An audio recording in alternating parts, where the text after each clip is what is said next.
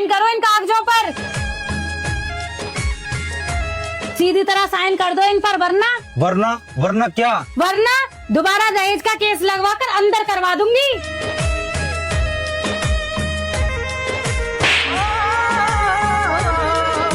ये हाथ तुमने मुझ पे नहीं उठाया बल्कि हमारे पूरे रिश्ते को जला दिया। आज जो तुमने किया उसके बाद इस घर में मेरी जगह नहीं बचती। मैं जा रही हूँ अपने घर हमेशा हमेशा के लिए। तुम्हारी रोज रोज घर जाने की धमकियों से मैं तंग आ गया हूँ। अगर तुम्हारी यही खुशी है तो चली जाओ, बल्कि मैं तुम्हें घर छोड़कर आता हूँ। चलो। जिसमें एक जान पे हम, एक दूजे की पहचान पे हम। लो ले आया तुम्हारी बेटी को, हर बार धमकी देती रहती है, मायके चली जाऊंगी मायके चली जाऊंगी। आज मैं खुद इसे लेकर आया हूँ। अब एक काम करो, या तो इसे समझा लो कि शादी कोई गुड्डे गुड़िया का खेल नहीं, या इसे हमेशा के लिए अपने पास रखो। मैं रोज रोज इसकी नौटंकियों से आकर तंग आ गया हूँ। मैंने क्या किया?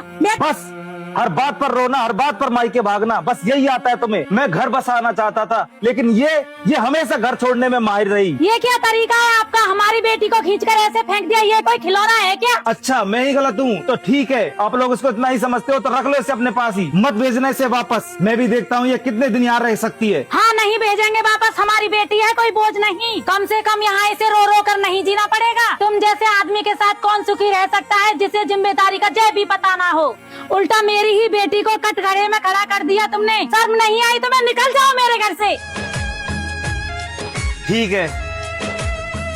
तू क्यों सहती है उसे? कहीं लिखा है क्या औरत ही सब कुछ बर्दाश्त करे? अब तू वापस मत जाना, तभी समझ आएगा उसे कौन बड़ा है और कौन छोटा। अगर औरत चुप रहे तो मर्द सर पर चढ़ जाता है। तुझे भी उसे अपनी अहमियत दिखानी चाहिए। सही कह रही हो माँ जी, इतना भी क्या प्यार पति से जो खुद को ही मिटा ले। आप तो 2-4 दिन यही रुक जाओ, वो तो रेंगता हुआ खुद माफी मांगने आ जाएगा। और सच कहूँ तो मर्द तभी सुधरता है जब उसे अपनी पत्नी खोने का डर होता है। अगर वो फिर भी नहीं माना तो कोर्ट कचहरी का रास्ता तो है ही। आजकल औरतें वकील के जरिए ही मर्द को लाइन पे ले आती हैं। शायद आप लोग ठीक कह रही हैं। मैं हमेशा समझौता करती रही, लेकिन बदले में मैंने क्या पाया? जैसा आप लोग करो वही ठीक है। तुझसे मिलने को दिल ऐसे तड़पता है। अरे रूबी एक कप चाय। उस दिन मैंने गुस्से में आकर बहुत बड़ी गलती कर दी। मैं उसके बिना एक पल भी नहीं रह सकता। उसे फोन करके माफी मांगकर घर बुला लेता हूँ। हेलो, कौन? मैं बोल रहा हूँ, मेरी रूबी से बात कराना। अभी आप फोन मत करो और मेरी बेटी को तंग मत करो। हम तुम्हारे जैसे आदमी के साथ अपनी बेटी को नहीं भेजेंगे, समझे? सुनो मेरी बात तो सुनो। माँ जी मैं हाथ जोड़कर माफी मांगता हूँ, गलती मेरी थी, गुस्सा मेरा था। रूबी मेरी पत्नी है, मेरा संसार है। मैं आपके हाथ जोड़ता हूँ, रूबी को मेरे साथ भेज दो माँ जी। मैं वादा करता हूँ मैं उसे कभी आंसू नहीं दूंगा। बस एक बार माँ जी उसे मेरे साथ भेज दो। हाथ जोड़ने से घर नहीं चलता, एक बार हाथ उठ गया तो भरोसा भी टूट गया। हम अपनी बेटी को फिर से दर्द में ढकेलने की बेवकूफी नहीं करेंगे। तुम्हारी इन मीठी बातों में अब नहीं आएंगे। मैं अपनी बेटी को कहीं नहीं भेजूंगी। माँ जी एक बार मैं अपनी पत्नी से पूछना चाहता हूँ कि वो क्या चाहती है। रूबी मैं बहुत शर्मिंदा हूँ, बस आखिरी बार मुझे एक मौका और दे दो। कितना गिरा हुआ है, खुद ही हाथ उठाता है, अब खुद ही लेने आ गया। शर्म नहीं आती? क्या चलोगी तुम मेरे साथ? तुम हर बार यही कहते हो गलती नहीं होगी, पर हर बार मुझे ये दर्द सहना पड़ता है। मैं थक गई हूँ, अब मेरे पास अब सहने की ताकत नहीं बची। अब मैं तुम्हारे साथ कभी नहीं जाऊंगी। तू बेवफा है। सुन लिया, अब जा सकते हो यहाँ से। मैं जानता हूँ इन लोगों ने मेरे प्रति तुम्हारे दिमाग में जहर घोल दिया है, लेकिन मैं भी देखता हूँ कब तक ये लोग तुम्हें मुझसे दूर रखेंगे। एक दिन तुम्हें मेरे पास आना ही पड़ेगा। तू बेवफा है, तू बेवफा। देख लिया कैसे मीठी मीठी बातें बोलकर चला गया। ये सब नाटक है इसका। जो आज हाथ जोड़ रहा है ना, वही रुला रुला कर तुझे कल को घर से बाहर निकाल देगा। बेटा तू ऐसे आदमी के संग कब तक अपनी जिंदगी बर्बाद करेगी? माँ जी बुरा मत मानना, अगर मेरा पति ऐसी हरकतें करता तो उसे उसी दिन दहेज का केस लगाकर अंदर करवा देती। सड़ा रहता जेल में और एक अच्छा और पढ़ा लिखा लड़का देखकर दूसरी शादी कर लेती।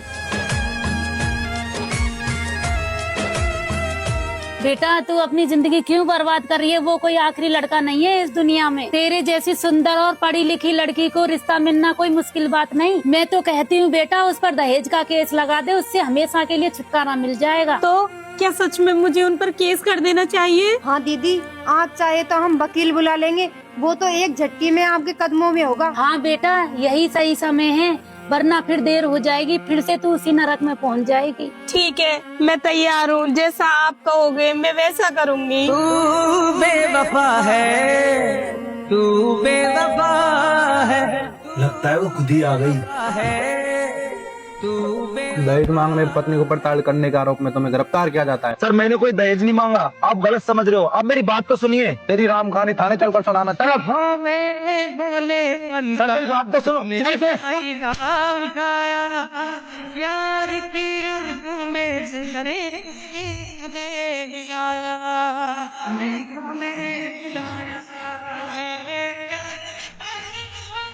तुम्हारे खिलाफ कोई सबूत नहीं मिला, इसलिए तुम्हें बाइज्जत बरी किया जाता है।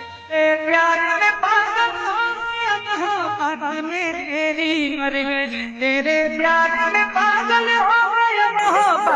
मैं आज भी तुम्हें अपनाने के लिए तैयार था, क्योंकि मैं तुम्हें खोना नहीं चाहता था। आज तुम जिन लोगों की बातों में आ रही हो, देख लेना एक दिन यही लोग तुम्हें अकेला छोड़ देंगे, और उस दिन तुम्हें समझ में आएगा कि इस दुनिया में अकेला मैं था जो तुम्हें टूटकर और दिलो जान से प्यार करता था। बेवफा है, तू बेवफा है, तू बेवफा है, तू बेवफा है, तू बेवफा है। मैं लड़की को बुला देती हूँ। हाँ, बुलाओ बुलाओ। जा बहू, अपनी ननद को बुला ला। तू दगा हमें देगी, हम जो जान जाते तो देखो जी, अगर आपको लड़की पसंद हो और रिश्ता करना चाहते हो तो उससे पहले मैं आपको एक सच बता देना चाहती हूँ। कैसा सच? मेरी बेटी पहले से शादीशुदा थी, उसका तलाक हो चुका है। मैं झूठ बोलकर इस रिश्ते को आगे बढ़ाना नहीं चाहती, इसलिए मैं आपको अभी बता रही हूँ।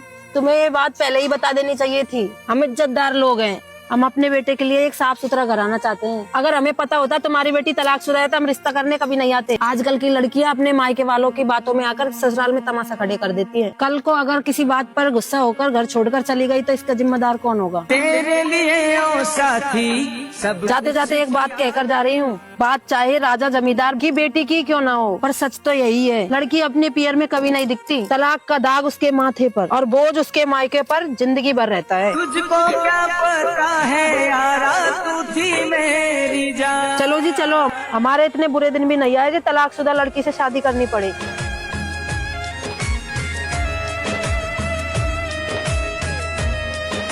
अरे बेटा, तू यहाँ भी शराब पीने लग गया। मैं तेरे हाथ जोड़ती हूँ, कम से कम तू यहाँ तो शराब मत पी। अगर आज ये रिश्ता हाथ से निकल गया तो याद रखना तेरी शादी की आशा भी खत्म हो जाएगी। तू थोड़ा संभल जा बेटा, बस आज के दिन। अरे माँ, आप बिना क्यों टेंशन लेती हो? और ये तलाकशुदा औरत है, और इसको भला कोई इज्जतदार खानदान क्यों अपनाएगा माँ? बहुत कम लोग होते हैं जो इन्हें अपना लेते हैं, वरना ऐसी औरतें तो हम जैसे शराबी और जुआरियों के नसीब में होती है माँ। बस बस चुपचाप से बैठ जा और वहाँ जाके कोई ड्रामा मत करना। तू बेवफा है। तुम्हारी हिम्मत कैसे हो गई मेरे घर आने की? मेरे इतने बुरे भी दिन नहीं आए कि मैं एक शराबी और जुआरी से शादी रचाऊं। मुझे मेरे आत्मसम्मान का गला घोटने की जरूरत नहीं। निकल जाओ अभी की अभी मेरे घर से। बस कर, राजा मत बोल। तू बेवफा है, तू बेवफा है। हम जैसे आदमियों की आदत तो चलती रहती है, लेकिन सच तो ये है, समाज में तलाकशुदा औरत की कोई कीमत नहीं होती। समाज ऐसी औरतों को दूसरा मौका देने से डरता है। तुम्हें शुक्र मानना चाहिए था हमारा, जो हम एक तलाकशुदा औरत को अपनाने के लिए तैयार थे। लेकिन तुम्हारे माथे पर लगा ये तलाक का दाग हमेशा के लिए तुम्हारे जीवन में अभिशाप बन जाएगा। चलो बेटा यहाँ से। वाह रे रूबी, तूने तो अपनी माँ की नाक ही कटवा दी। तुझे पता है तूने क्या किया?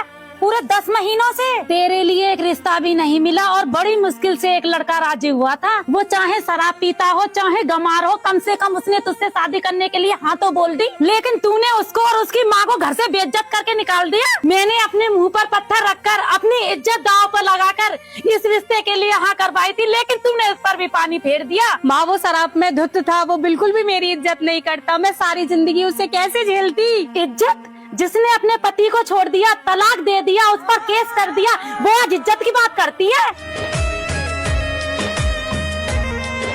अरे वैसे भी दुनिया तुम्हें इज्जत से नहीं देखती रूबी। जिसके माथे पर तलाक का दाग छप जाता है, उस लड़की के लिए कोई अपने घर का दरवाजा नहीं खोलता।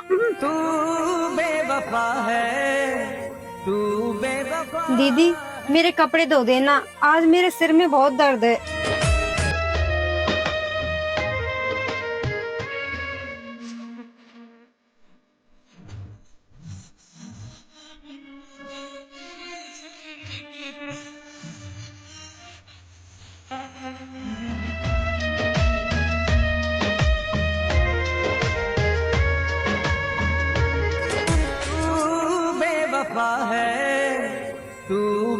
बेवफा है, तू बेवफा है। अरे जल्दी करो, बर्तन धोने में इतना टाइम लगता है क्या? अभी खाना भी बनाना है, वरना सब भूखे रह जाएंगे। पता नहीं किस यादों में खोई रहती है।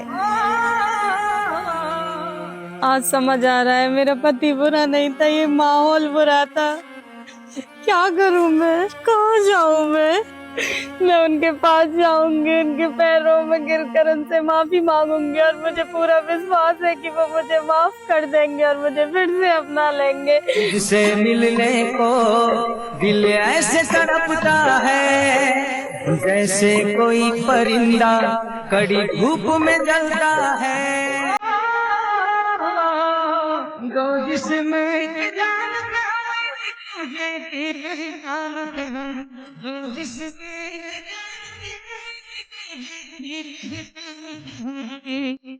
जी वो कौन थी? तू बेवफा है, तू जिंदगी में कुछ चेहरे ऐसे होते हैं जो वक्त के साथ दूर तो चले जाते हैं, लेकिन उनकी जगह दिल में हमेशा खाली रह जाती है। तू बेवफा है, तू बेवफा है, तू बेवफा है।